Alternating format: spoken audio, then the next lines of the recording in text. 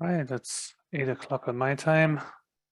So we'll get started here and others may join us a bit later. As I said, yeah, feel free to say hello and chat and let everybody else know who you are. Because there's another way right now to let other people know who is here. And we'll carry on in the meantime with the training. I'll do a quick introduction and then Sarah will lead you through the training. Okay, happy Tuesday, Wednesday, and good morning from Sikokkotok, which better known as Lethbridge, Alberta.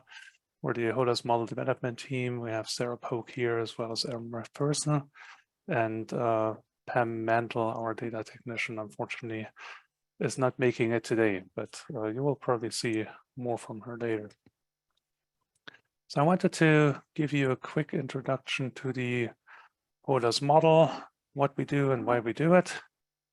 The whole idea of the Holos model ranges back to the late 1990s. The idea was born by Dr. Henry Jensen, who essentially wanted to understand how farm practices influence greenhouse gas emissions on the farm. That ultimately led to the development of the Holos Classic model that was released in 2004, and subsequently the Holos Research that came out in 2013. And basically, since then, we have worked with Aaron McPherson to develop the Holos version 4. It's meant to do whole farm analysis, so basically trying to understand the whole farm as a system, incorporating all the parts of the farm system, and try to understand where are GHG sources, greenhouse gas sources, and how practices influence them. In developing the model, and if you have heard me before, this is probably already well known to you, we're trying to follow the principles of transparency and reliability. The transparency we promote through the availability of our algorithm document. And if you have worked with us over the past 2 years, you probably have asked us a number of times for the algorithm document.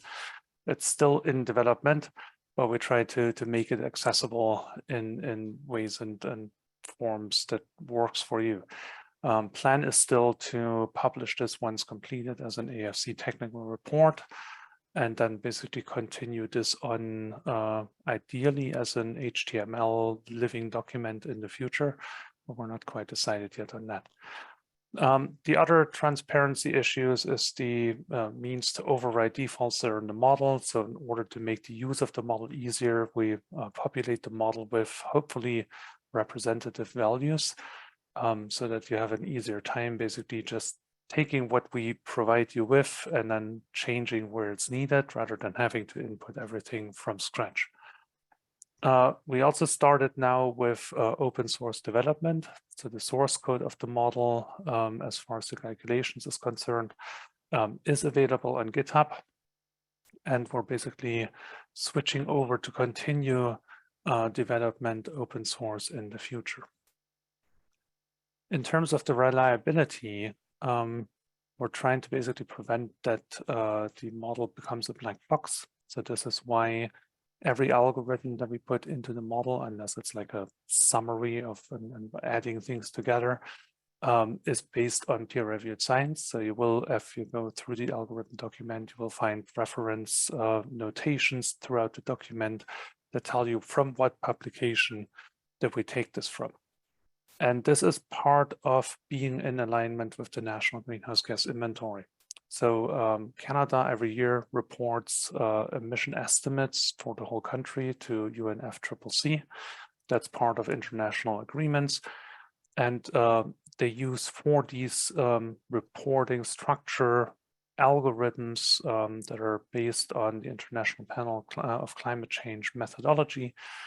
And there's global methodology as well as regional or country-specific methodology.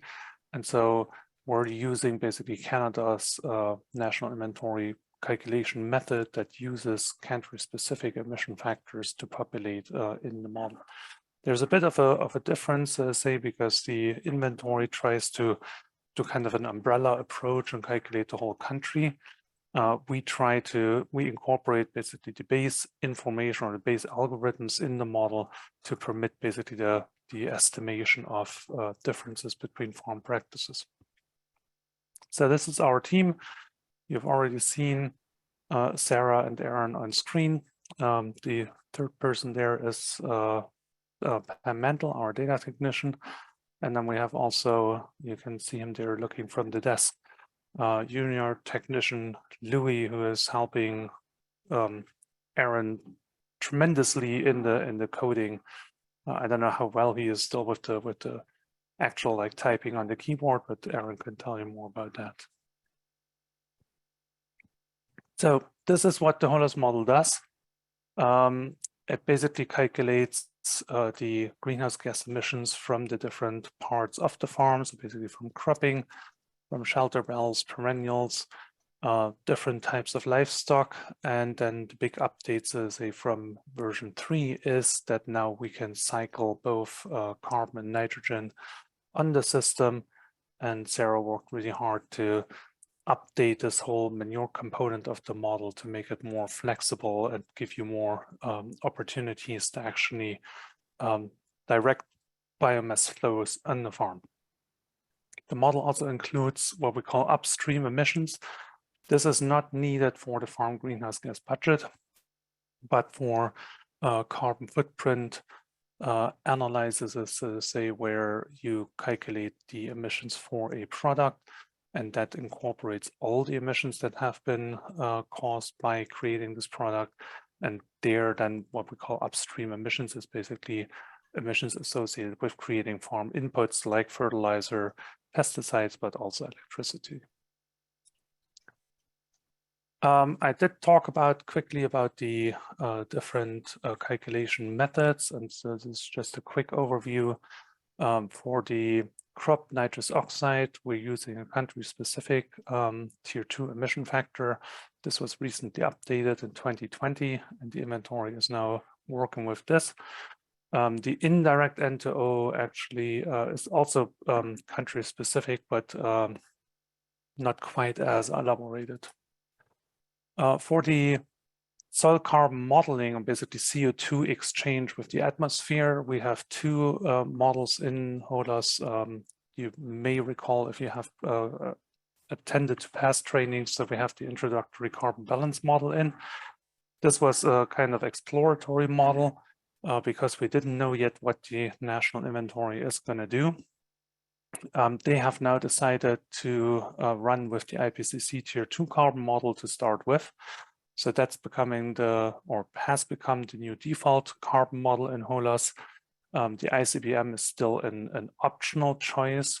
And this is partially because the inventory is looking to calculate carbon balance in future with a model ensemble. So basically they want to run multiple models at one time and then average the results. And the ICBM is still a candidate for this model ensemble amongst others. So we leave it in for that purpose. The shelter belt has been updated, shelter belt component has been updated with the help of the UFS, University of Saskatchewan, and their HGP program on Holos shelter belt measurements and estimates. So the previous model only calculated the above ground carbon accumulation. The current model also incorporates below ground carbon accumulation as well as carbon change in the soil. Unfortunately, the creators or the project leads were not comfortable to extend this shelter belt component outside of the hardiness zones that are present in Saskatchewan. And so this means that for the time being, we had to disable the shelter belt component for Southern Ontario, for instance, because there's hardiness zones that Saskatchewan doesn't have. We're hoping to find through the living labs, maybe in future, the necessary data to extend this shelter belt component to Southern Ontario as well.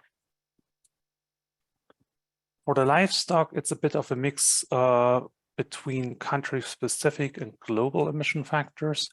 So everything that is enteric methane from ruminants is tier 2, so this is country specific. But for everything that is monogastric, we still rely on global emission factors, which may not be that necessarily important because monogastrics don't emit that much enteric methane. But it would be good if we could progress to a more country-specific model in the future. For the manure methane, it's similar basically here again with the ruminants and also for that matter the swine. We do have a tier 2 approach, but tier 1 emission rates for all other livestock. And then direct N2O is based on N excretion rates, so those are calculated internally, and so the better our enteric methane model is, the better then is also our N excretion rates. So again, beef, dairy, cattle, sheep and swine and poultry are based on a more complex model where we take into account the feed quality and the feed amount and can therefore then calculate how much is excreted. But for other livestock where we don't know as much about them, again, lookup tables or lookup values have to be used.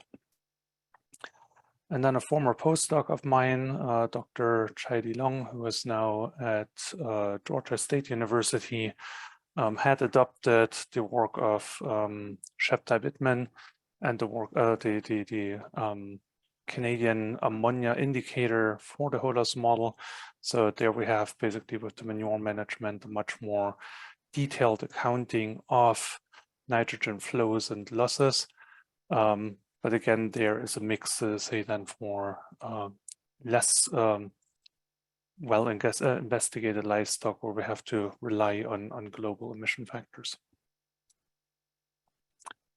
So quick harking back to the question of farm GHG budget versus carbon footprint. And this is just because we noticed that there is always a bit of confusion. The farm GHG budget, and this is what the Holos model is designed for, is to calculate all emissions from the farm. And so this is basically where we think the farmer has the most control in terms of management choices that they can potentially implement that are less emitting than others. For the carbon footprint, we're looking basically at the sum of emissions associated with a kilogram of product. So this could be all emissions created in the production of a kilogram of beef meat or fat-corrected milk. Could also be just like a kilogram of grain. But we have to try and account for all the emissions that lead up to the production of this product. So essentially, if you fertilized your wheat with rock phosphate for some reason, then the emissions from the mining the rock phosphate would have to be accounted for, as well as the emissions that the wheat produces by itself because it's nitrogen fertilized. Theoretically, this carbon footprint extends all the way to the consumer's table. So food processing, transport, distribution all plays into this as well. That's why I wrote there's many players in this supply chain, and the farmer has little or at least less control about the emissions because a lot of the emissions occur outside of the farm system. The Holos model is not like can help with this, but it's basically not set up for this. And so this is the reason why we do this whole farm analysis. We have the reliable methodology in there, and that the LCA methodology wouldn't differ in terms of calculating the emissions. And the model recalculates emissions to total CO2 equivalent. So that's the unit of the carbon footprint, trying to sum up all greenhouse gases in a single value. But the problem is that the life cycle assessment looks at a production system. And so here with the example of the beef life cycle, we're looking at a reproductive cycle of 8 years.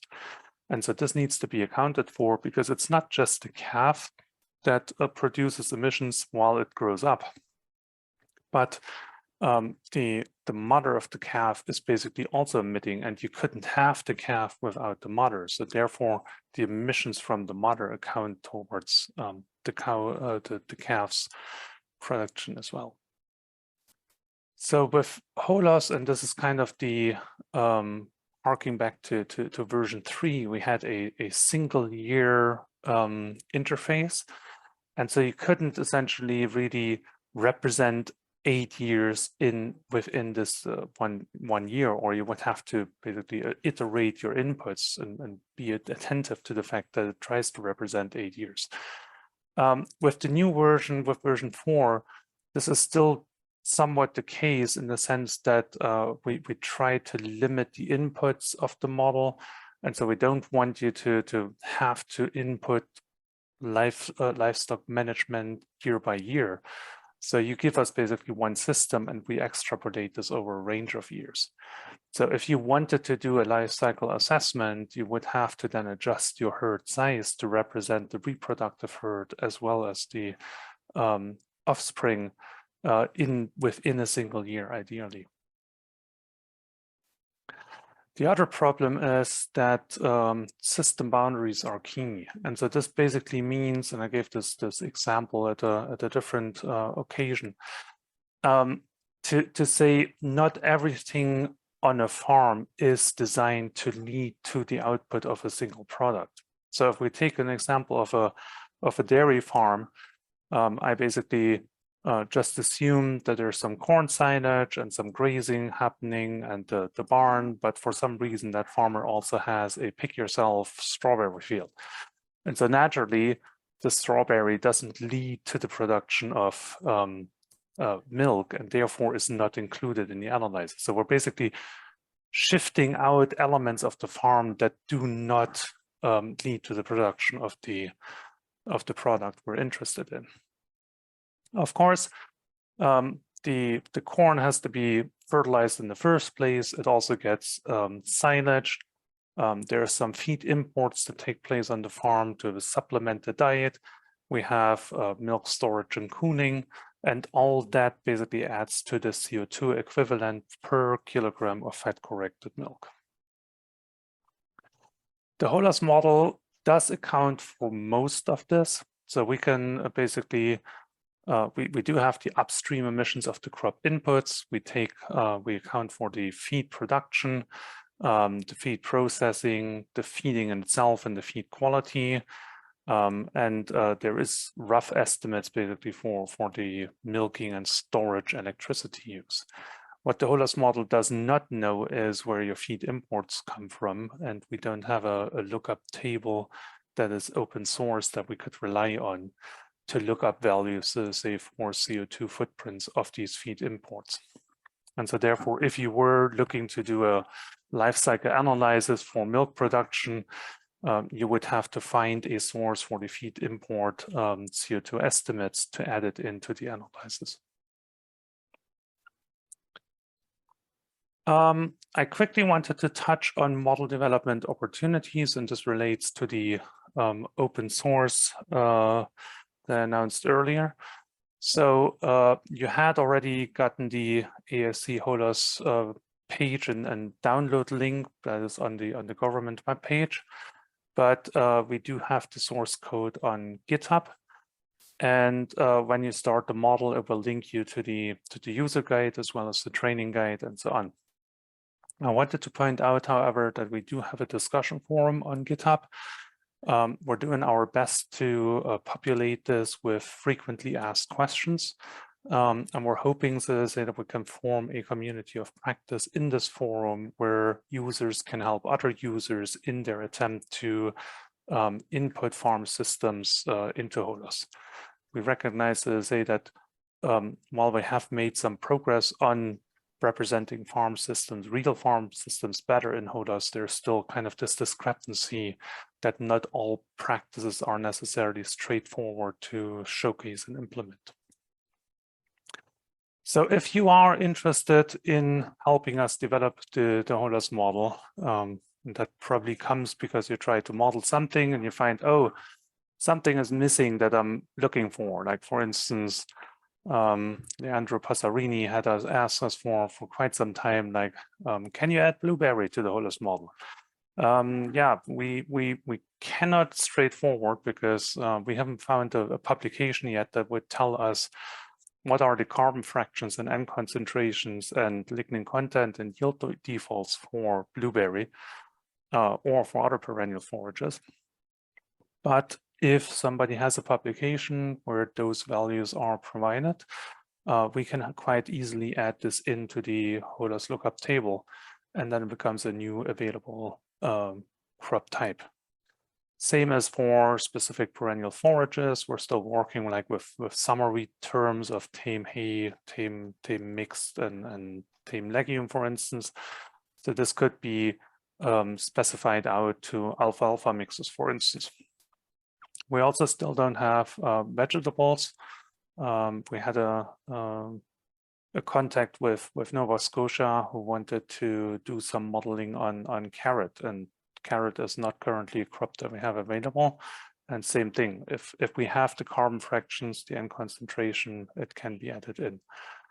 Shrubs and fruit trees is something we're interested in, and we will have to find a way to account for them as part of the Nova Scotia Living Lab. There is some rough methodology from IPCC, but again, there is room basically to expand. We also would like to have some updated fuel consumption estimates. This is something where we still rely on version 3, and we had 2 different methodologies that are not entirely transparent in how they were developed and came to pass. So that would be nice to find ways to replace this and do a better job, possibly become more detailed. For the pesticide upstream CO2 estimates, our estimate right now is based on herbicides because we couldn't find CO2 footprints for insecticides or fungicides. And also upstream machine production CO2 estimates are still missing, and that's actually supposed to be part of LCA estimates. Last but not least, we have added, and Aaron is still working on the anaerobic digestion component, and we have so far based this on crops that are available on farm, but there is a lack of crops, so we don't have numbers for all crops, and this is called the biomethane potential. That said, we would really love to see you help us develop the Holos model, either by adding to the lookup tables or actually coming up with new components or new interfaces. Few things to keep in mind if that is of interest to you. The Holos model is open source and needs to stay open source, even if you basically develop a subversion of it. What we are interested in is that it is of national scope. So it means like you could come up with a subversion of the model that has a special irrigation model for Southern Alberta. But if you wanted us to implement it basically in a future Holos version, then we would ask, like, is this actually applicable to the rest of Canada? We'll also look at whether it's based on peer-reviewed publication, because that again goes in line with our mandate or like our guiding principles. And we'll probably bug you about the documentation in terms of the algorithm documents. Say, are all the algorithms there that we need? Are they properly explained and referenced and so on? What we're going to do as a team is, in the shorter term, we plan to add a water budget model that's based on Martel et al. 2021. We also want to continue with the manure handling, basically to come up with a device better system that allows you to basically feed manure through different storage stages. And partially we have already implemented this with the anaerobic digestion system, where basically you can put it into a stockpile first and then feed it into the AD and then basically deal with the digestate later. But basically just add flexibility on that for the more complex systems. We're hoping to spend some time to get started on an open source interface. The current interface that you will see includes proprietary software, so we can't put that open source.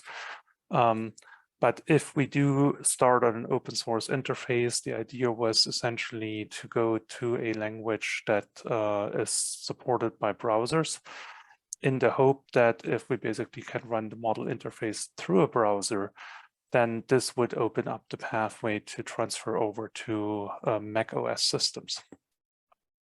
But all this has to potentially take a step backwards, because the Holos model has been chosen by, I think it's 10 different living labs to do their emissions accounting.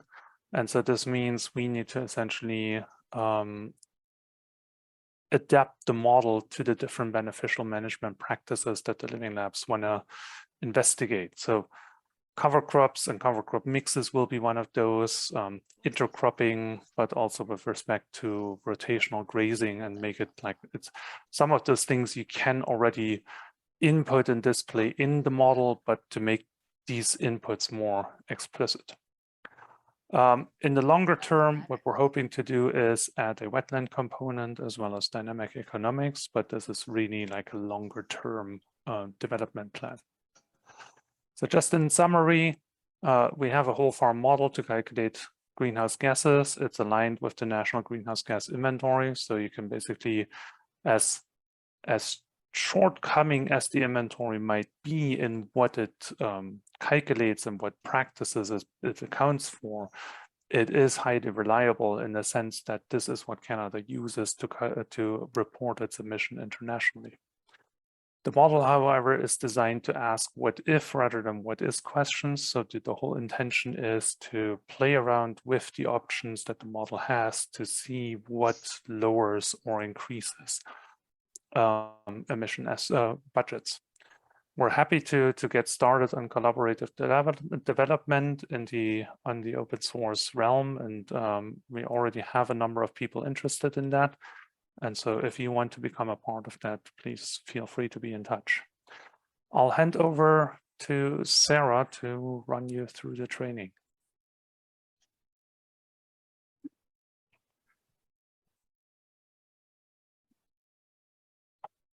Hello, everyone. Good morning, and thank you for joining us for this workshop and training session today. If anyone has any issues hearing me at any point, please know. So during the next couple of hours, we will walk you through some, but not all, of the Holos interface. And this will be a step-by-step training where I build the different components of the model. And after each step I complete, you will then have a few minutes to replicate those steps yourselves. We'll also have a couple of bio breaks during this session. In total, the training should last between about 2 hours, so we should have plenty of time at the end for questions. But if anybody has any questions throughout the training, if you encounter any issues, if you need me to repeat any steps, please just let us know in the chat. So hopefully everyone already has Holos version 4 downloaded and installed. So what I'll do now is I'll just share my screen with you, hopefully, and I'll walk you through it. Let me see. Okay, so hopefully you should see my screen here. And this is the kind of more or less the opening page of Holos. So you launch Holos by double-clicking on the Holos desktop icon. If there are no saved farms already in the system, Holos will create a new farm. However, if you already have some saved farms, like you've used Holos before and you've already created some farms, you also do have the option of opening these existing farms. You also have the option of importing a saved farm file from somewhere on your desktop. So today, assuming that you're all new users, what we're going to do is we will create a new farm. I should say that when you First, I think launch Holos, you have the option of choosing either English or French, but today, obviously, I'm going to be walking through this in English. So we'll choose new farm to create a new farm. Holos asks you for a farm name. So we'll just enter Holos 2023. Down here in the comments, you can add in whatever you want to kind of provide extra information about this farm. So we're just going to say training version down here, and then we'll click OK. So next you're taken to this screen that asks you to choose the units of measurement. At the moment, we only have the metric option, but there will also be an imperial option. But for now, we'll obviously go with metric. So you choose your option, and then you click next down here at the bottom. So Holos operates or can be run rather for all 10 Canadian provinces. But today we're going to locate our farm in the province of Manitoba. So we'll choose Manitoba from the drop-down menu, excuse me, and then we will click next. So once you've chosen your province, you get taken to this map screen. And you can see here for the province of Manitoba, we have all of these red polygons that cover the agricultural area of that province. And these are soil landscapes of Canada polygons. And Holos uses soil landscapes of Canada, which are a series of GIS coverages, and these show the major characteristics of soils and land for all of Canada.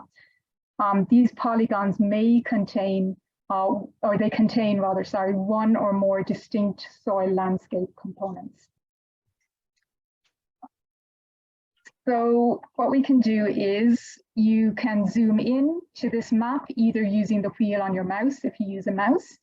If you're like me and you use a laptop, you can zoom in by going down to this little magnifying glass icon at the bottom center of the screen.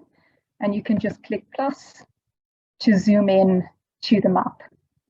You can also move the map around just by dragging it around the screen. I'm just going to zoom in a little bit further. Okay, so the beef farm for this particular session today, it's located kind of in south central Manitoba near Portage-la-Prairie. So we have Portage-la-Prairie here, which is kind of to the west of Winnipeg. I'm going to zoom in a little bit further. And so when you hover over these polygons, they're highlighted, and you also can see the polygon number and the name of the polygon. And so we're going to go to this polygon here, just to the southeast of Portage-la-Prairie, and it's number 851003. So when you found your correct polygon, you can right-click on it to choose that particular SLC polygon. And then what it will do is it will automatically download climate data from a NASA website. And these climate data are important in many of the algorithms of the Holos model. So when you click on a particular soil landscapes of Canada polygon, you will always get the same soil data for that particular polygon.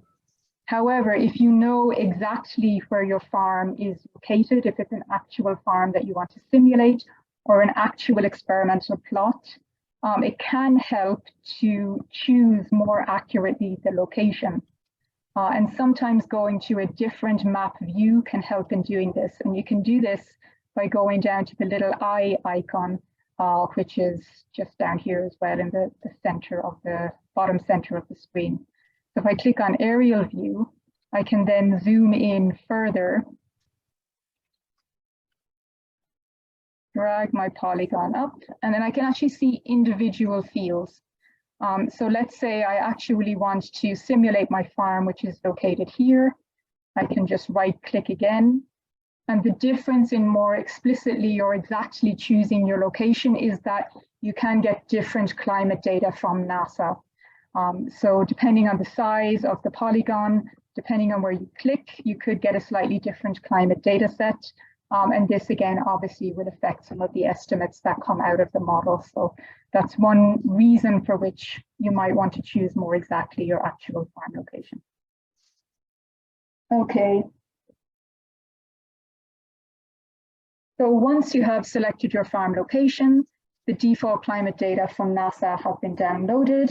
And you can also see over here on the right-hand side of the screen, we have the soils data for this particular soil landscapes of Canada polygon. And in this particular polygon, we actually have there are 3 different soil types that are present. By default, Holos will always choose the first one on the list, which is the dominant soil type, or the soil type that covers the largest proportion of that polygon.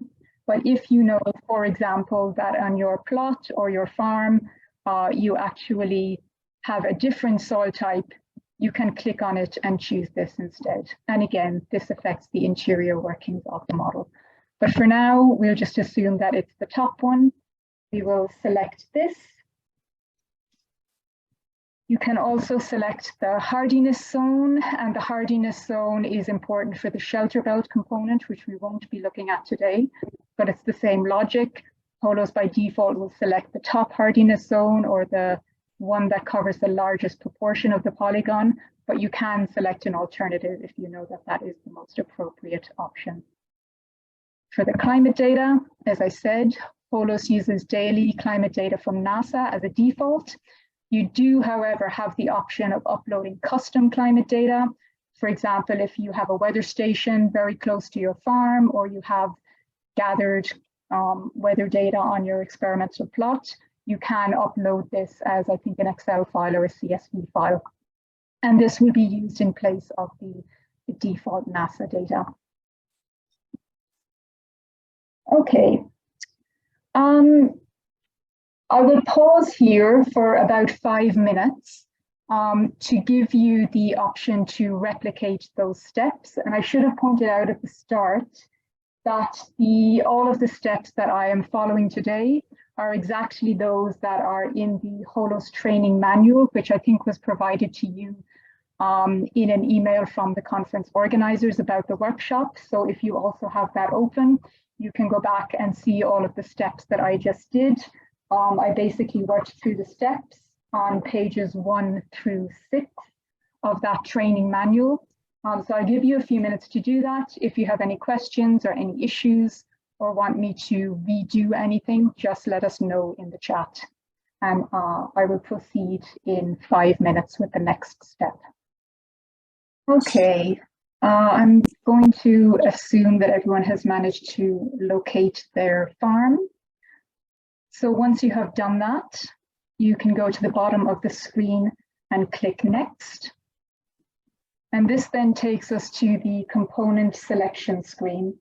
And this is where most of the work is done in building the farm in Holos. This is where the user can select different components for their farm. So Holos displays all of the available components for the farm on the left-hand side of the screen. And the ones that we will be using today are the land management components and the beef production components. But Holos can also model dairy, swine, sheep, poultry, other more minor livestock groups such as goats and bison, as well as farm infrastructure. Okay. So we'll start off with our land management components. And if you click on the land management drop-down menu, you'll see that you have 3 options. You can add fields to your farm, you can add shelter belts, which we won't be using today, and you can add crop rotations. And so Holos is a drag and drop interface. So you can just click on each of these components and drag them over to add them to your farm.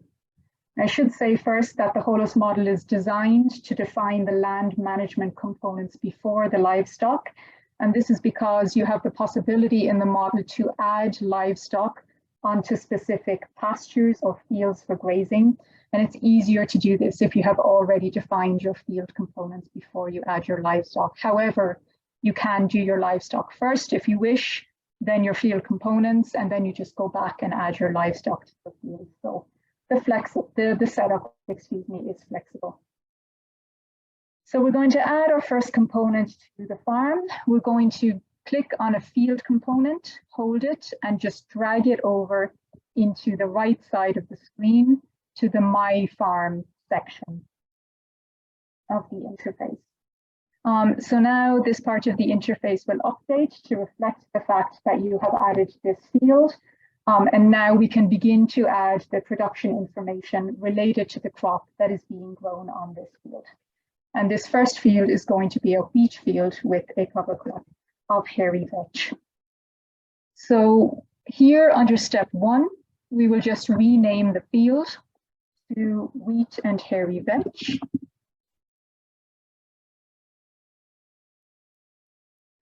We're going to change the total area of the field from 1 hectare to 18 hectares. We'll leave the start year of the field history at 1985 and the end year at 2023, but you can alter these depending on the data that you have available to you and the length of the simulation period you would like to run. So then we move over to step 2. We'll select wheat as the default, or as the crop, excuse me, for this field. But just to show you, there is a quite extensive list of crops, both annual crops, perennial crops, and cover crops that are available to me models within Holos. But we're going to stick with wheat for now. Then we're going to add, as I said, a cover crop of hairy vetch. So if we scroll down, we can just click on hairy vetch and add that to our field. Once you've done this, you can move on to step 3. And on the general tab, we will enter a wet weight yield of 3,000 kilograms per hectare. Holos does use default yields that are based on small area data region information, but if you have actual measurements or alternative data, this is where you can add it. The dry weight yield will update automatically based on the wet weight yield and the default moisture content of the crops. Okay, we're going to change the tillage regime from intensive tillage to reduced tillage.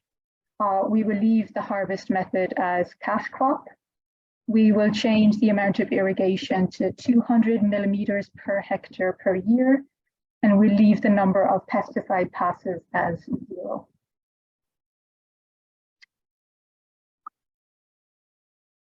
Okay, once all of that is done, we can move on to the fertilizer tab and we can add a fertilizer application to our field. We'll do this by clicking on Add Fertilizer Application. So as a default, urea is suggested as the fertilizer blend, and we're going to leave this as is. We can also click on Show Additional Information up here on the kind of middle right of the screen. And this obviously extends or expands the amount of fertilizer information that is available to us.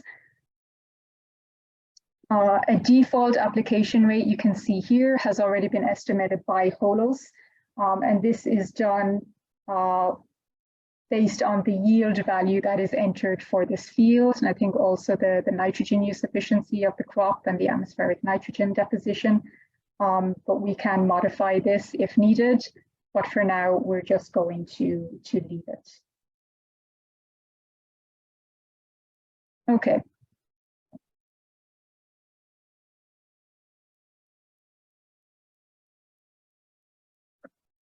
All right. So now, if you also have manure applications for your field, you can add these.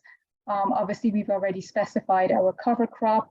You can also alter, for example, the amount of product or straw that is returned to the soil or the biomass allocation coefficients of the crop. We're going to leave all of these as the defaults for now, but this is just to demonstrate that Holos is very flexible.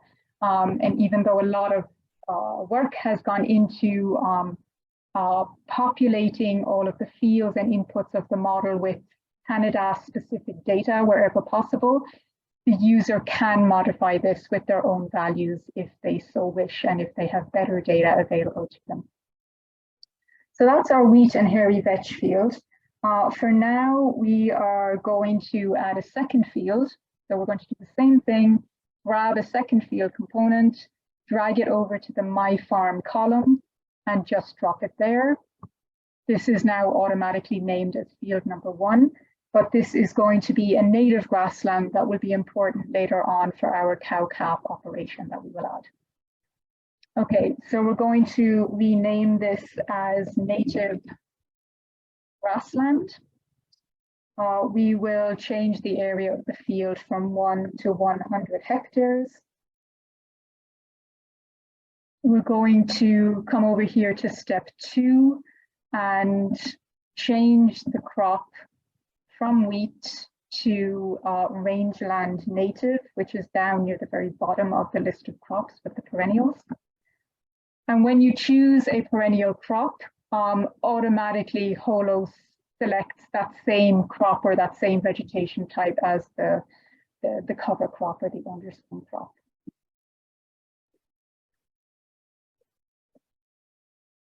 Okay, so for this native grassland, we're not really going to change much. We're going to set the amount of irrigation to 0. Leave the number of pesticide passes at 0. No fertilizer is used for this crop. No additional manure is added to this crop. And so we're going to leave all of the other default settings as they are.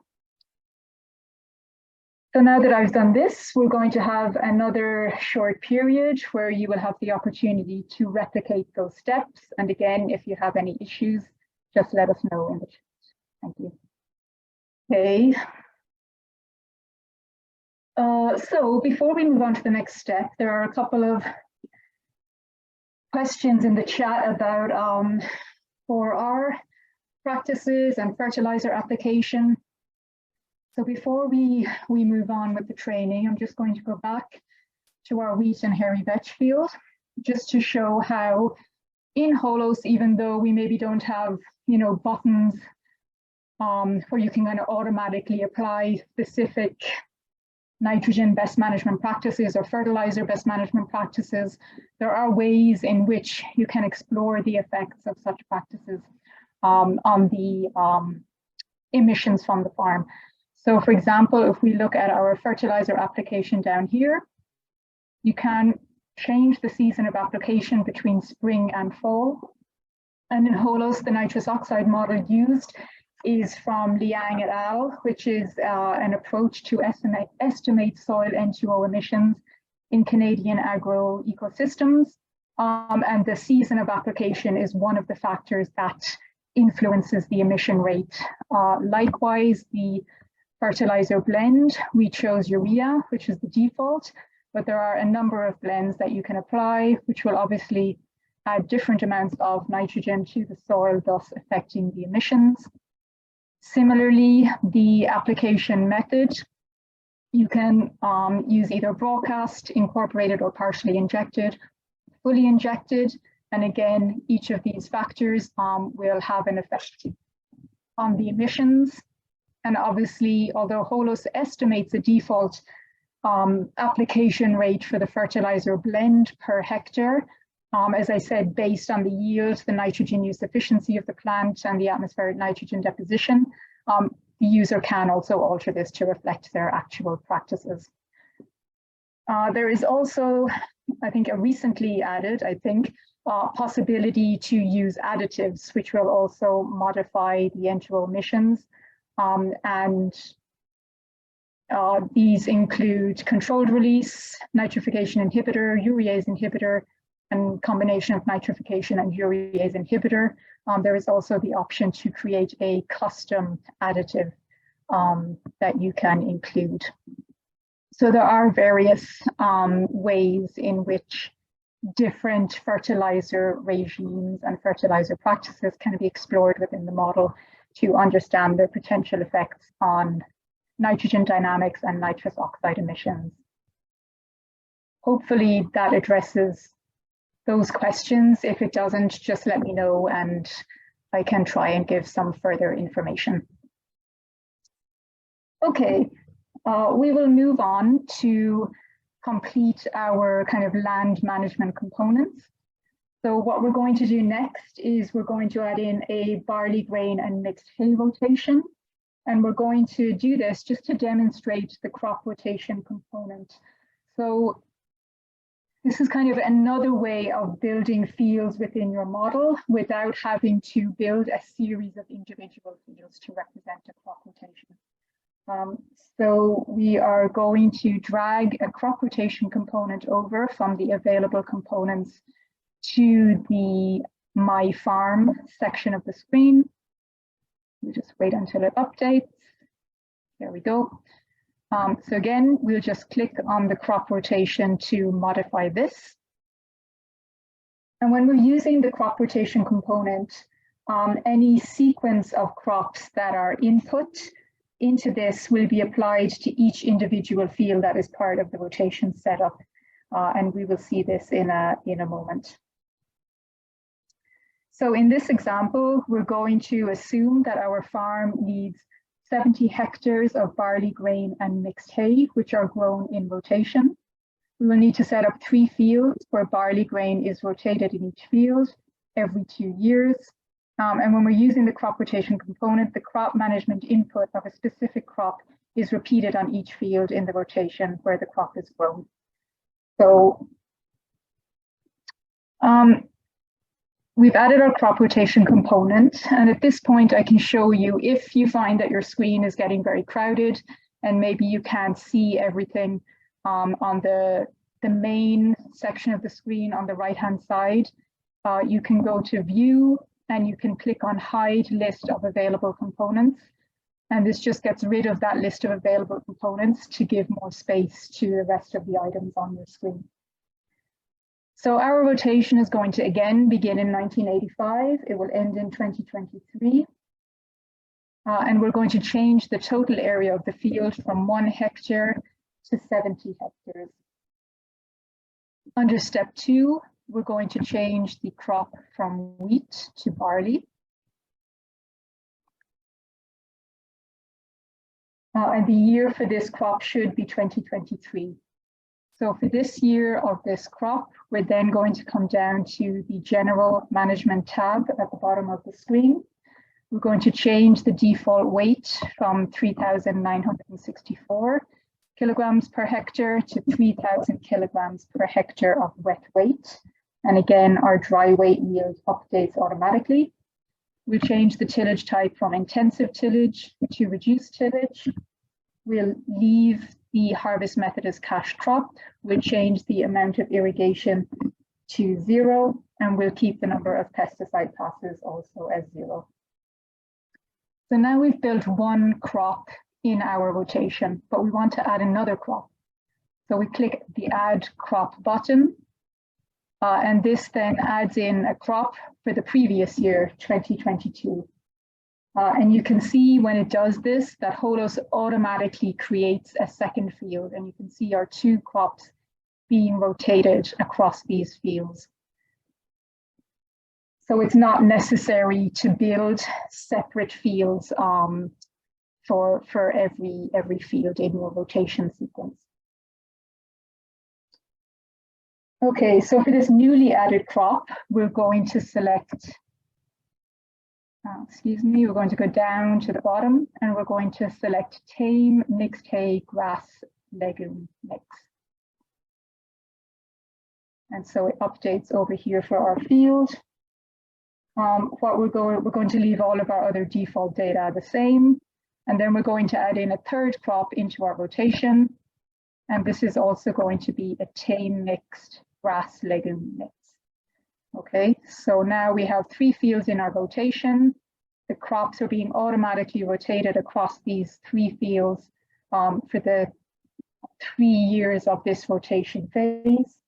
And I should point out that both for the crop rotations and also for the individual field components in Holos, you don't need to enter every year of your field history going all the way back to 1985 or whatever your simulation year is, or your start year of the simulation is.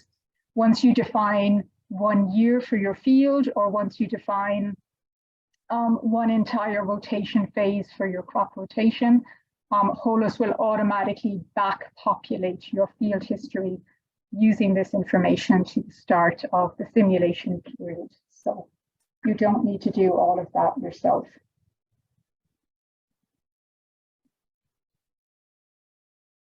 Okay, so since we have 2 years of tame hay, we want to add harvest data for each year of this crop. So first we're going to start with our 2022 tame mixed.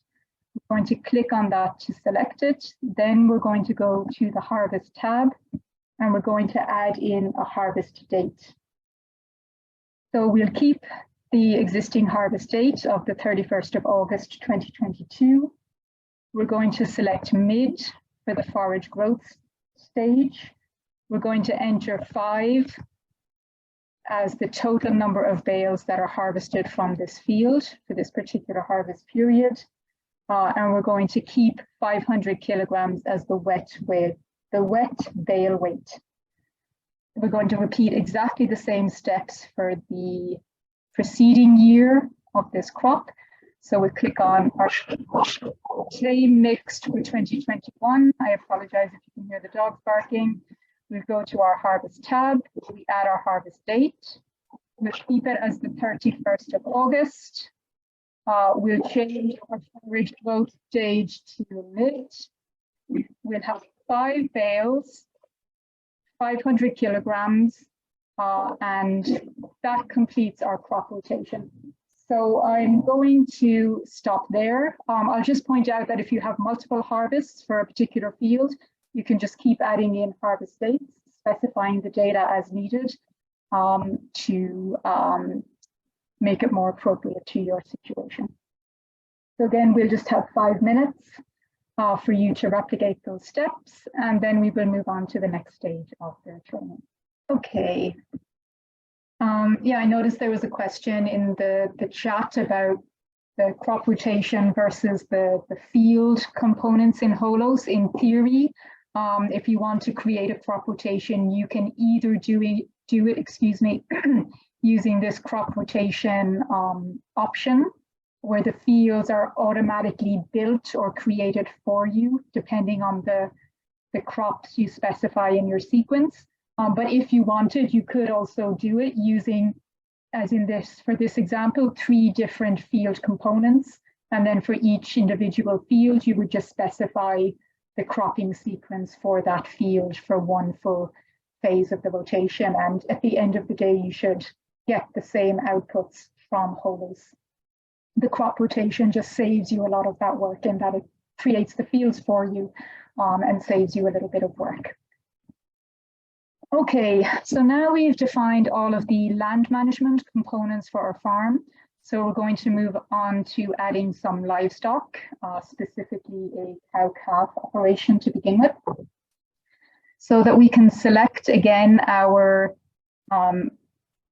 available components. We'll go back to the view menu up at the top. We'll uncheck hide list of available components. And now again, we can see our list of options. So I'm going to close up the land management. We're finished with that for now. I'll open up the beef production. And in the beef production menu, you can add a cow-calf component, stockers and backgrounders component, and then a beef finishing component also. And you'll see here sometimes in Holos when you hover over different items or different areas of the screen, you do get these little tooltips, these little pop-ups that kind of give you some additional information just for clarification and to aid in understanding. So we're going to start with the beef cow-calf. Again, like with the field components, we just grab it, drag it over to my farm, and we drop it in there.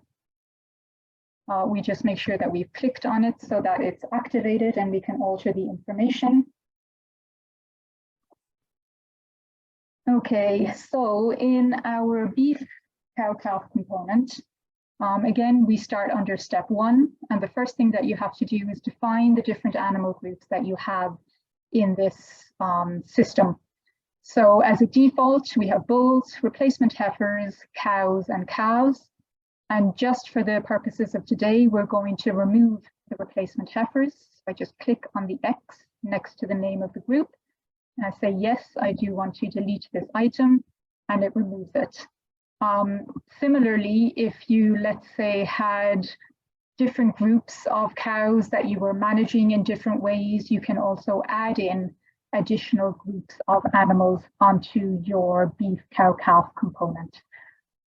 I won't do that for now, but you also have the option to do this. So you can modify it so that it more fully reflects your setup. So for each of our animal groups in our cow-calf system, we want to define the information that's associated with them. And we're going to begin with our cows. So I click on the cows, and I'll see then over here under step 2, we have built into Holos a number of default management periods for this particular animal group. So we have as a default winter feeding, we have a summer grazing management period, and we have an extended fall grazing management period. And associated with each of these default management periods, we have a whole series of built-in default information that, again, the user can modify as and how they wish. So we're going to start off with modifying our winter feeding period for our cows. So I'm going to click on this. We're going to ensure that January 1st, 2022 is the start date for this period, and that the 30th of April, 2022 is the end date. You can, of course, modify these, and when you do, the number of days in the management period will update automatically. Now we go down to our General tab, and we're going to change the number of animals from 120 to 150.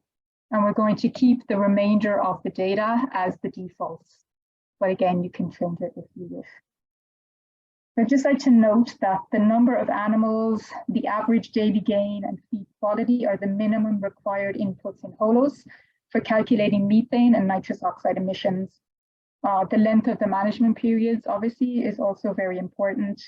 Housing and manure management information are also important inputs, but they're relatively more impactful on the emissions of monogastrics. So once we've defined our general information, we'll move on to our diet tab. And again, in Holos, we have a number of default diets that are built in that you can select. But what we are going to do for our winter feeding group is we're going to actually create a custom diet. So this is a relatively new feature in Holos, the custom diet creator. So we'll click on the custom diet creator, and this opens up a new kind of pop-up window for us. What you can do in this under step 1, we want to add a custom diet. It appears here, and we're going to rename this to my custom cow diet. We'll press enter just to save that name. So now we want to add ingredients to our new diet. So we're going to come down here to step 2. And under step 2, Holos again has built in a very extensive list of diet ingredients with all the associated nutritional data. And so we're going to add some of these to our diet. So we're going to click on alfalfa hay. We're going to add selected ingredient to diet. We see it appear up here in step 3. And then we also want to add in barley hay. So I'm just going to scroll down to barley hay. The list is in alphabetical order. Click on it and add this selected ingredient to my diet. And this is going to be a 50-50 alfalfa barley hay diet. So I come up to step 3. I specify 50% of the diet on a dry matter basis is alfalfa hay and 50% is barley hay. I'll just click enter. And then it tells me that my diet is complete because I have specified 100% of the diet. So once you've done this, you've created your new diet, you can click OK. Before I do that, I'll just point out that even though there's a very extensive list of ingredients already built in, you can also create a custom ingredient if you have all of the necessary information to define that ingredient, such as the crude protein content, total digestible nutrients, etc. So there is also that possibility. Okay, we'll click OK. We go back to our diet tab. When I click on the diet type, if I go down to the bottom, I now have my custom cow diet available to me to feed to my animals. So I'm going to select that. We will have no dietary additives, but you do also have the option of dietary additives.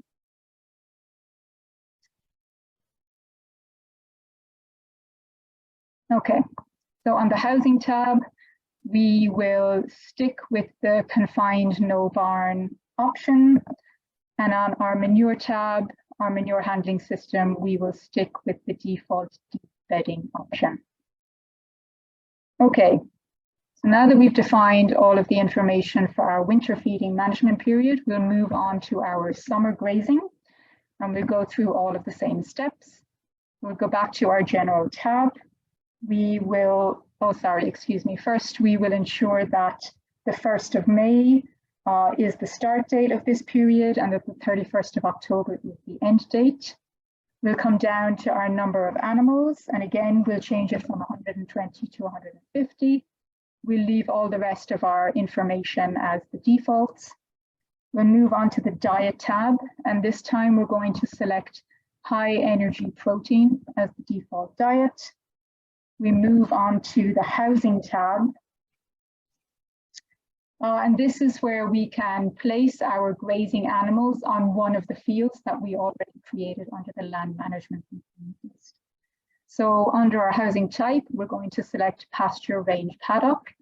And for pasture location, we're going to place them on our native grassland field. We should note that when you place animals on a field, Holos automatically adds the manure that these animals produce during that grazing period to the soils on that field. So the carbon and nitrogen excreted by the animals when they are grazing is automatically added to the field and then affects the nitrogen and carbon dynamics of that field. For the manure, we will select pasture range paddock as the manure handling season, or the manure handling system, excuse me. Okay, moving on to extended fall grazing, we'll work through the same steps. We want to ensure that the 1st of November and December 31st are the start and end dates respectively. We'll again change our number of animals to 150. We'll keep everything else on the general tab the same. For our diet, we'll select medium energy protein. Our housing is going to be pasture. We're again going to put these animals onto our native grassland. And our manure handling system is pasture range paddock. Okay, so now we've defined everything for the 3 management periods for our cows. So next we're going to move on to do the same thing for the bulls. So I'll click on bulls. Okay, as a bit of a time saver, as the bulls management can be very similar to that of the cows, rather than redefine all of that same data for the bulls, what we will do is select the bulls, we'll right click on it, and then we will copy management from our cows. This means Holos will automatically import all of the data that was applied to the cows now into our bulls for the management periods. However, because it does this, we do need to modify some of the data. So for example, we don't have 150 cows or 150 bulls, excuse me, we only have 4. We can also change the start and end rate here, maybe back to 900, which should be the default for the bulls, but everything else will be the same. They should be on the same diet, housing, and manure system. Yeah, on the same diet, housing, and manure system as for the cows. So sorry, I'll just go back to the winter feeding. We'll change the number of bulls to 4. It's not specified, I think, in the training, but we've changed their weights to 900 kilos. We'll keep the diet, housing, and manure the same. We'll go back to summer grazing. We'll do the very same thing. We have 4 bulls, they're 900 kilos. Everything else remains as it is for the cows.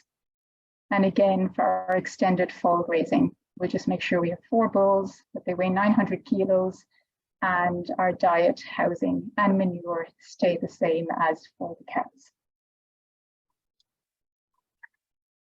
Okay. So for the beef calves, we'll now move on to our calves. The calves on our farm, are born on the 1st of March. They're weaned the 30th of September at the age of 7 months. Using a final weaning rate of 85%, we will have 110 calves from March to September. And following the calves will be in confinement for the months of March and April, and they'll be grazing on pasture with the cows from May to September. And so this gives us the 2 different management periods that we see up above. So for management period 1, we're going to change the default name to confinement. The dates are correct. It should start on the 1st of March and end on the 30th of April. We'll come down to our general tab. We change the number of animals to 110. We'll leave all of the other options as default. On the housing tab, we'll just make sure that they are in a confined, no barn housing situation. And on the manure tab, we should have deep bedding selected. For management period number 2, we're going to change the name of this to grazing. Make sure it starts on the 1st of May and ends on the 30th of September when the calves are weaned. Again, we'll come back to the general tab. We'll make sure we have 110 animals. We'll leave all the other information as the default. We'll go to our diet tab and select high energy protein. On the housing tab, as they are out on pasture, we select pasture range paddock. We're again going to put them on that native grassland field. And for manure, we're going to make sure that pasture range paddock is selected as the manure handling system. Okay, that was quite a lengthy demonstration, relatively speaking. So we're going to, I have in the schedule 15 minutes for you to enter all of the information for our cow-calf component for the cows, the bulls, and the calves. And again, if you have any issues, just let us know in the chat. Okay, we'll move on to continue building our beef operation. Now that we've done our cow-calf, we're going to move on to add a beef stockers and backgrounders component. So again, we'll just drag and drop this into our My Farm section. We'll make sure that this component is selected. And you can see as a default, we have 1 group of heifers and 1 group of steers. But again, you can add or remove groups as needed to reflect your particular situation. So we're just going to click on the heifers group to activate it. We'll enter the management data for this group. So from management period number 1, which is our only management period for our heifers, we'll make sure that October 1st, 2022 is our start date and that January 18th, 2023 is our end date. So we have 109 days in this period. We're going to change the number of animals from 50 to 100. We'll keep 1.1 kilograms of average daily gain per day. 240 is our start weight, and Holos automatically estimates the end weight based on the start weight, the daily gain, and the number of days in the management period. For our diet, we are going to select medium growth diet as the default diet, and we won't have any additives. We move on to our housing. Just a moment. We are going to select pasture as the housing type. We're going to again put them onto our native grassland field. Oh no, sorry, excuse me. I'm looking at the wrong page. I apologize. For our housing, I was thinking that didn't make sense. We're going to select confined no barn. And then for our manure, we're going to have our deep bedding as our manure management system. Okay, as we did for the bulls and the cow-calf component, for our steers, we're also going to copy our management information from what we already entered from the heifers. So we'll click on our steers, we'll right-click, we'll copy management from heifers. And so we can see for our steers, our management period should be the same from the 1st of October to the 18th of January. On our general tab, again, we should have 100 animals. We have the same daily gain and start and end weights. Our diet should be medium growth.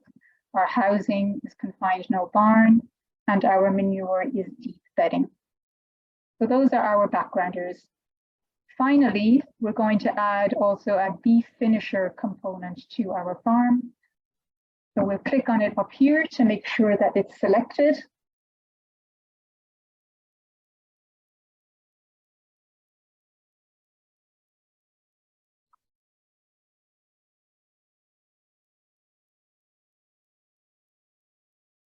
Okay, and again, we'll define all of the information for our heifers to begin with.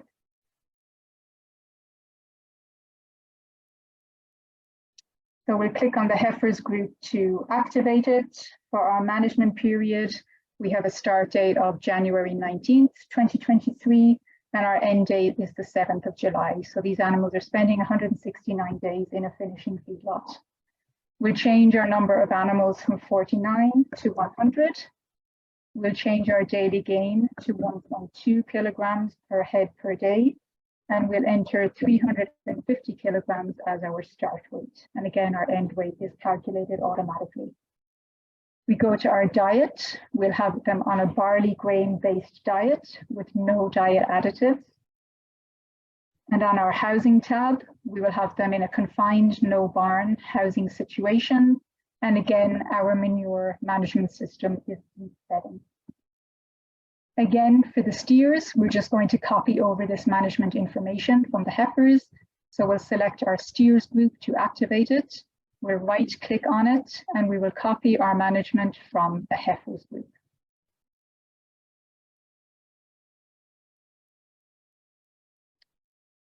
Okay, so I'll just give you 5 minutes there for you to add your beef stockers and backgrounders and your beef finisher component to your farm, and then we'll move on to the next step. Okay, so assuming there were no major issues with any of that,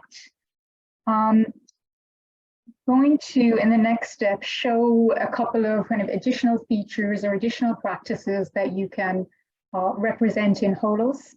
And these are adding a manure application to a field and adding supplemental hay or forage for your grazing animals. So now that we have added in our beef finisher component, these animals are in a feedlot, and we now have a larger stock of manure that can be applied to the agricultural fields on our operation. There is also the option to import manure from offsite and to add it to the farm's field. So now that we've defined our animal components, we can apply manure to any field on our farm. So we're going to go back to our land management components that we've created. We're going to select our wheat and hairy vetch field. We'll click on the manure tab and we will add a manure application. So we will select the origin of manure as livestock, which means it's produced by the livestock on our operation. The manure type is from beef cattle. Those are the only animals that we have. The manure management system is deep bedding, as this was the handling system that we selected for our livestock. For the application method, we're going to leave it as solid spread, I think. And we're going to enter 200 kilograms of manure per hectare applied to this field. So what we can see is that Holos automatically calculates the amount of nitrogen that is applied to each hectare in the manure, and this is based on the type of manure and the default nitrogen concentration of that manure. We can also see over here on the right-hand side, there's this dial which represents the amount of stored manure nitrogen that is remaining in your store of manure after you've applied a certain amount to the fields on the farm. So this kind of shows you, as you apply more and more manure to your fields, how much is actually remaining in your manure pool.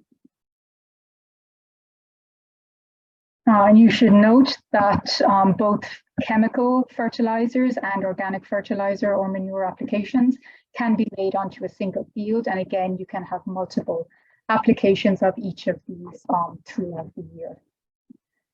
Okay, the second thing we're going to do is to add some supplemental hay or forage for the animals that are grazing on our native grassland. So we're going to go to our native grassland field, clicking on it to activate it.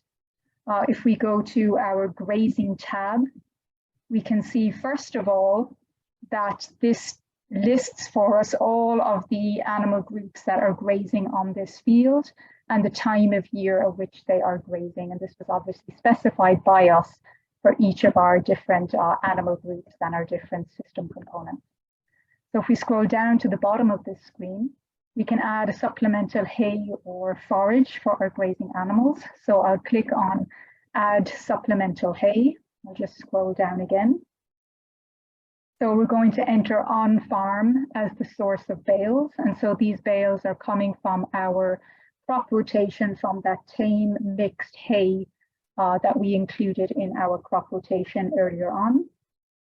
So we're going to click here on the field, which is the source of these bales. And we're going to come down to our crop rotation. We're going to click on field 2 as the source of these bales. We're going to add one bale from that field as the source of supplemental hay or forage. And again, we're going to enter 500 as the wet bale weight for those bales. We'll keep the moisture content as the default value. And again, as for the manure, we kind of get this tracking of what remains in our store of supplemental hay or forage. So if you remember from that field, we actually specified in that field component that it produced 5 bales of hay, and now we've provided 1 as supplemental feed for our animals, and so we see over here that 4 are remaining. Okay.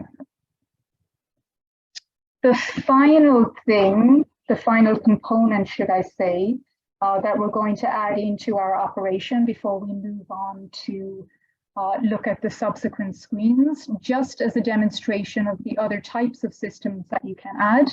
We're going to come back over to our list of available components. We'll go down to poultry and expand the poultry menu. And we're going to drag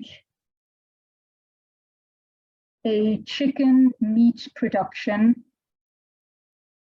component over into our My Farm section. So again, as with all of the other components, we just click on it to activate it. And you can see as a default that we have pullets and cockerels in this particular component. So first of all, we're going to select the pullet groups, and we have 3 default management periods, which again, the user can alter as they wish. We have the brooding stage, which should start on the 1st of January and end on January 22nd. So we're actually going to change the date here from the 15th of January to the 22nd of January. The number of days update automatically. The start date for the next management period also updates automatically to the 23rd of January. And this should end on the 26th of June. So we're going to change this to the 26th of June. And again, the number of days update automatically. And our final stage, it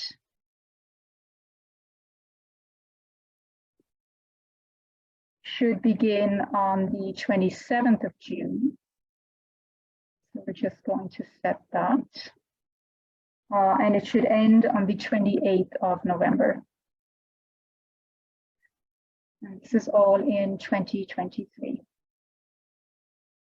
Okay, we have something slightly funky going on with the dates here. So I'm just going to go back.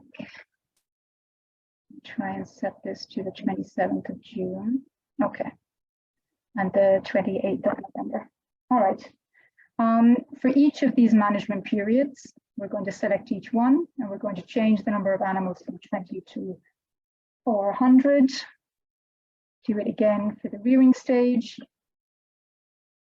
No, the rearing stage, excuse me. Rearing stage, and then the second rearing stage. Okay. We leave all of the entries in the housing and the manure tab as the defaults. So for the cockerels, all of the information is going to be exactly the same. So we'll do as we did before. We'll select the cockerels to activate it. We will right click and we'll copy the management from the pullets. So we should see that all our management period start and end dates are the same as those for the pullets. And again, we have 400 animals excuse me, we don't. Just make sure that's 400. Just make sure that we have, okay, 400 animals for each management period for both the pullets and the cockerels.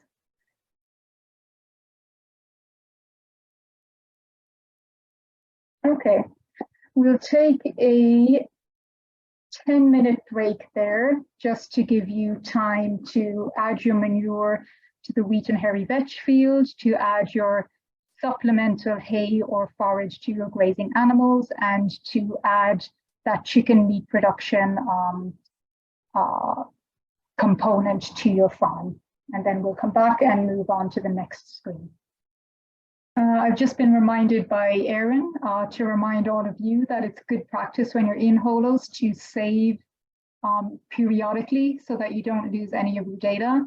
And you can do this just by going to File and clicking Save.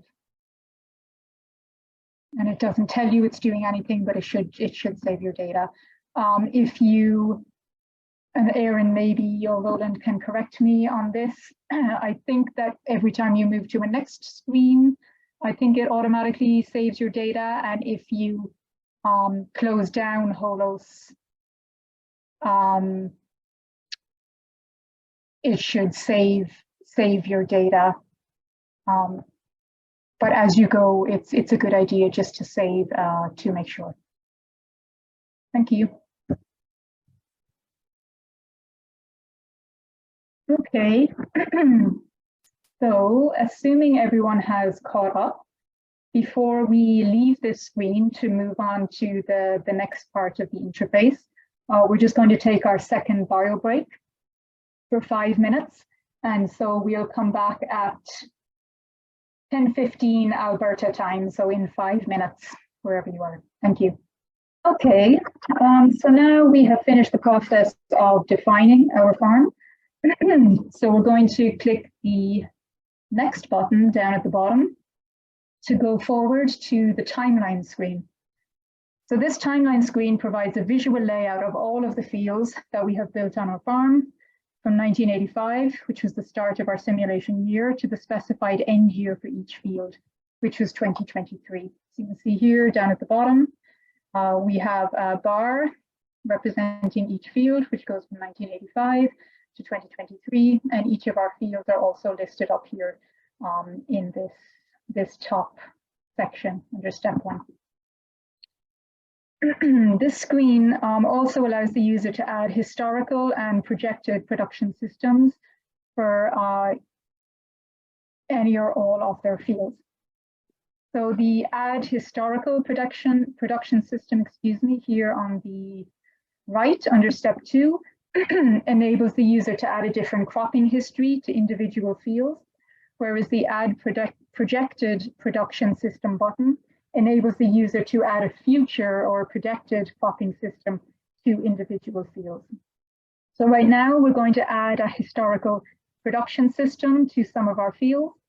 So we will assume that the barley grain and mixed hay rotation fields that we added to our farm were previously in a continuous wheat cropping system from 1985 to the year 2000. So to add a new historical cropping system, we select one of the fields that are in the barley grain and mixed hay rotation. So to select an item, you can either click on it up here under step 1, or you can click on the relevant bar at the bottom of the screen. So we're going to start with the first field in this rotation. So that's the field that has the name crop rotation number 1, field number 1, barley. So here on my screen, it's actually the third bar down. So we're going to click on this field. We're going to go back up to the top and we're going to click on Add Historical Production System. And this is now going to add a new row up here under step 1. And we can see it here, it's our crop rotation, field 1, historical management practice. And you can see down here on our kind of timeline bar, it's also added in this historical management period. So we want to change this, the end date, for this historical period from 1989. We want to change it to the year 2000. You see it shift correspondingly down below. So we're going to make sure that this historical production or historical period, is selected up under step 1. And we're going to edit the information for this initial period of this field. We're going to click on the little edit button and it will open up a new window for us. And this is very similar, we'll say, to the screen that we saw for this rotation back on the component selection window. So we're going to, under step 2, we're going to click on the barley crop and we're going to change this to a wheat crop. So we'll just scroll down through our crop menu, we'll find wheat and we will select that. Okay. For the wheat crop, under our general information, we're going to change the wet weight yield to 3,500 kilos per hectare. Again, our dry weight yield will update automatically. We're going to keep all of the other settings unchanged. As we want these initial years of the field to be a continuous wheat rotation, we're actually going to remove the other crops in this rotation. So we're going to remove the 2 tame mixed grass legume stages of the rotation. And we'll click OK to save all of the adjustments to this field. So now we can see down here that for this field number 1 in our crop rotation, from 1985 to 2000, it was just continuous wheat. And then from 2001 to 2023, this is when our specified crop rotation actually began. And we want to do the very same thing for the other fields in this rotation. So I'm going to go to field number 2. I'm going to select it down here. I'm going to go up and add a historical production system. Make sure this historical management practice row is selected. I'm going to edit. Make sure that my start year for this historical period is 1985, that my end year is 2000. Going to go and change my barley to wheat.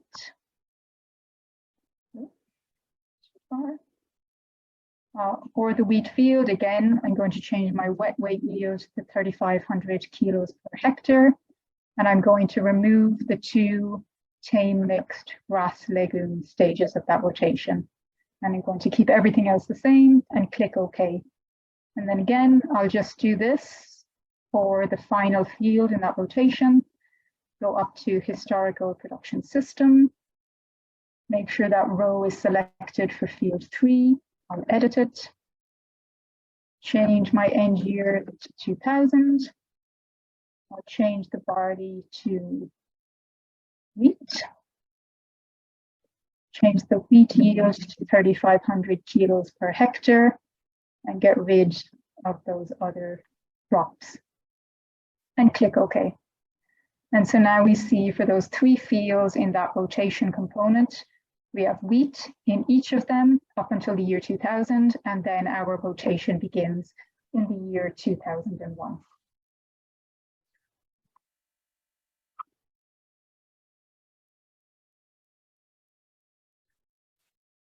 Okay, we'll have another little 5-minute break for you to go through those steps and catch up. Again, if there are any questions, let us know, and then we will proceed onto the details screen once you are ready. Okay, so now that we've demonstrated how to change the management history of your various fields or rotations over time, we're going to go down to the bottom of the screen and click Next. Sometimes it takes a moment, and then we end up on this details screen. So to avoid the requirement that a user needs to provide crop yields going all the way back to 1985, or whatever the start year of the simulation is, the model uses Statistics Canada reported crop yields as defaults where available. The model allows the user to calculate how changes in crop type, yield, tillage, residue management, or other management practices will result in changes to the soil carbon. So what we're going to do is adjust this grid so that we can view the above ground and below ground carbon inputs for our wheat field for each year of the simulation. And then we're going to adjust the crop yield for one specific year just to demonstrate how this can lead to a change in the carbon inputs to the soil. So we're going to set a filter on the first column, which is called field name, so that we only display information for our wheat and hairy vetch field. I'm going to click on this little icon next to the column name, and I'm going to just click on wheat and hairy vetch, and presumably click filter.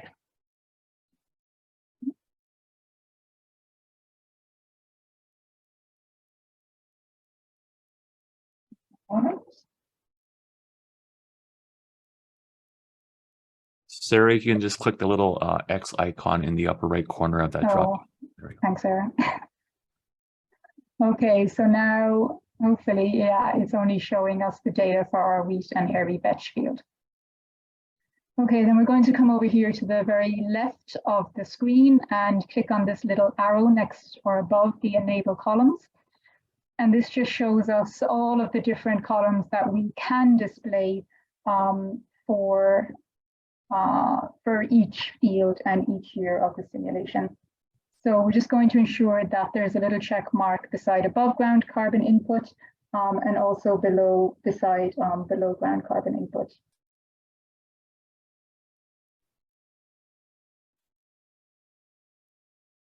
Okay, and then we'll just close this. Okay, so we can now optionally adjust the yields for our wheat field for any given year if actual measured yields are available.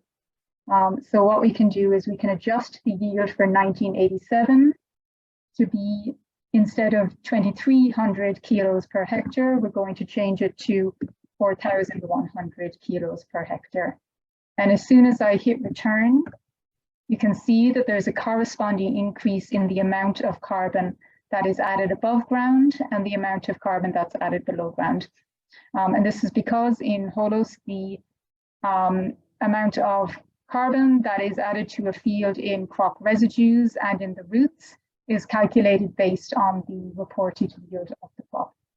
So if your yield increases, there's a larger amount of biomass available in straw that is added to the field and a larger amount of biomass that is available in the roots, and correspondingly there's a higher amount of carbon. So if you happen to have annual measured yields, you can either copy and paste them indirectly, or you can also use an input file where you can have your yield data organized in the required way, in, for example, a CSV file, and this can then be uploaded and imported directly into Holos. So you don't, again, have to go with the default data that is used. You can input your own custom yield data if it's available, and this will obviously have a knock-on effect in the amount of residues and carbon that are added to your individual fields. Okay, we're going to take just another couple of minutes for you to play around with this detail screen and just to follow those few steps. We'll just take maybe 2 or 3 minutes for this.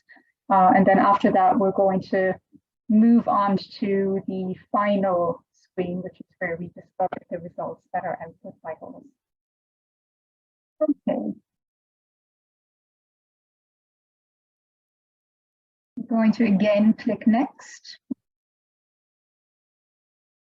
at the bottom of the screen. And this is then going to take us on to the final results report. And you can see from all of these tabs on this blue bar up at the top that the outputs of Holos are displayed in a variety of reports and charts. We're going to start off with just looking first of all at the emissions pie chart here in the center. So we'll click on this. And this gives you an overall breakdown of the enteric methane, the manure methane, and direct and indirect nitrous oxide that is emitted from our operation based on the management practices we specified. We can also see a detailed breakdown of the sources of these emissions. So if we click on the yes here for show details, it gives you a breakdown of, for example, enteric methane, which are the blue sections. It gives you a breakdown by the different livestock components, our cow-calf, our backgrounders and stockers, and our finishers. Similarly with our manure methane, which is the light green, it again gives you a breakdown by the different animal groups. And the same with our direct nitrous oxide. It's broken down by animal group and by each of the fields that we added to our farm. And again, with indirect nitrous oxide, it's the same. And if you obviously, as I've just demonstrated, hover over any of these components, it just kind of highlights which element of the farm is responsible or associated with different amount of emissions or a different proportion of the total emissions. You can see, for example, for this farm, that the biggest source of emissions is the cow-calf component. If you hover your mouse over any slice, you'll get a bit more information. Next, if we click on the detailed emission report, this displays either an annual or a monthly greenhouse gas emissions report. The detailed emission report will report on enteric methane, manure methane, direct and indirect nitrous oxide, also carbon dioxide emitted from farm energy use, and upstream carbon dioxide emissions. And these are emissions that are associated with the production of fertilizers and pesticides off farm that are applied on our operation. And you can see that each of these greenhouse gas emission types are also broken down again by our livestock or animal component, by the different animal groups within each of those components. And we can scroll down here using the scroll bar on the right hand side, to see all of the different elements of our farm. You can also switch to a monthly breakdown by clicking on the monthly button. Sometimes it takes a moment to load. Just wait a second. There we go.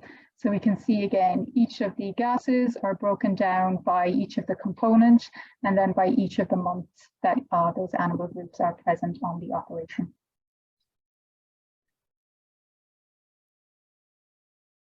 You can also display the results by units of measurement.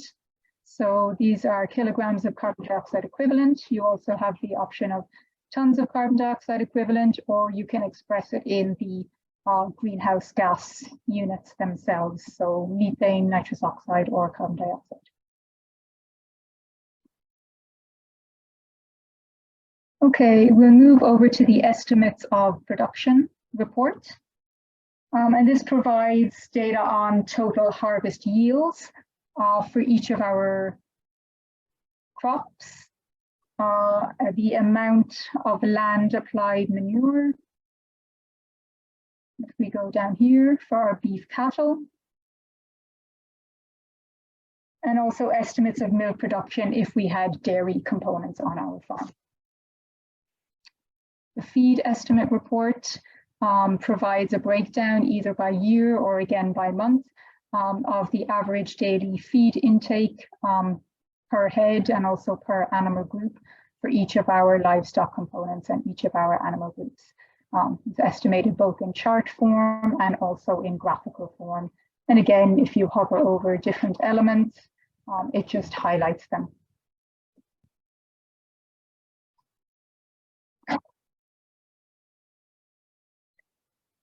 Okay, so just to conclude, we're going to have a look at the multi-year carbon modeling report. So obviously we set up our farm to run from 1985 to 2023. And Holos, as Roland said in his introductory presentation, it has two soil carbon models built in. There's the IPCC Tier 2, which is the default, which is also used in the National Inventory Report. Then we also have the ICBM. So these are IPCC, or these should be IPCC Tier 2 results that we're seeing here.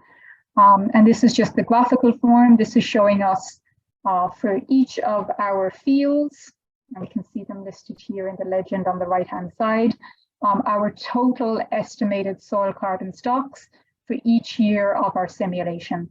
You can see a kind of a general increase based on the information we added, a general increase in soil carbon over time. This information can also be displayed in a grid format. So we see here we have the name of our field, we have the year of the simulation, we have the crop, and then we have all of the data associated with it. So our above ground carbon inputs and below ground carbon inputs, which we saw on the detail screen, obviously vary depending on your yield and the amount of residue and root biomass that is added to the soil. If you have manure application, obviously carbon is also added to the soil in manure. And then we end up with an estimate for the average soil carbon stock on an annual basis for the fields in our rotation. Also gives you estimates of the change in soil carbon from one year to another.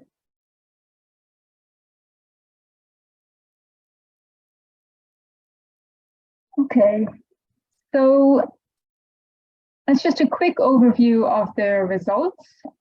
There are various other charts that you can explore that express and display the results in different formats. You also have the option, both with the multi-year carbon modeling and also, for example, with the detailed carbon emissions report, to export the data that is displayed to Excel, and then you can reorganize it and summarize it and slice it and dice it whatever way you like.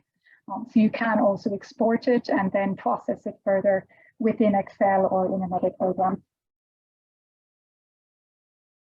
Okay, I think we've reached the end of our training. I'm certainly at the end of the training document. This, I think, has shown, you know, in broad scale how the model works, how you can work through the interface. Many of the major components, if you want to add in dairy systems or swine systems, they work in roughly the same way, in that you drag over your components and then you specify the data for all of your various animal groups and management periods. Hopefully we've shown that there is a lot of Canada-specific default data that has been painstakingly built into the model, but it's also very modifiable by the I'm going to just stop right there, and if anybody has any questions, we have about between 15 and 20 minutes left in the session. Thank you very much for your attention. And I'm just gonna jump in there to point out we have this afternoon, after the Indigenous Agriculture panel, what we call the barley sandwich session.